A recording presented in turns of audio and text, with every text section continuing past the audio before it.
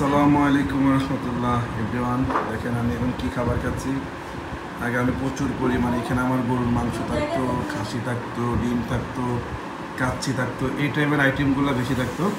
বর্তমানে আমি বুঝতে পারছি যে আসলে আমার এখন আস্তে আস্তে আমাদের যখন 30+ হয়ে যায় তখন আমাদের শরীরের অনেক ধরনের রোগ প্রতিরোধ ক্ষমতা যখন কমে যায় তখন হচ্ছে যে আমাদেরকে শরীরের আগের মতো সেই এনার্জিটা আমরা পাই না। এই জন্য আমাদেরকে খাবার ইভেন হচ্ছে যে আমাদের চলাফেরা লাইফস্টাইলে কিছু পরিবর্তন আনতে হয়। সেই জন্য আমি এখন হচ্ছে যে ভাত খেলে আপনি 100 গ্রাম ভাত খেতে পারবেন। তো আমি চাচ্ছি না ভাত খাওয়ার জন্য, আমি একটা রুটি খাচ্ছি। এখানে আমার টক দই দিয়ে শসা, টমেটো সালাদ, আর এটা হচ্ছে স্পিনাচ, আর এটা একটা মাছ নিচ্ছি যেহেতু আমার এটা মাছের দরকার আছে। সো এখন হচ্ছে যে আমি আজকে লাঞ্চে এটাই খাবো। আর সেকেন্ড হচ্ছে যে আপনারা সবাই হেলদি লাইফস্টাইল মেনটেন করেন, সুস্থ থাকুন। যদি 2 দিন পৃথিবীতে থাকেন ওই 2 দিন সুস্থভাবে বাঁচুন।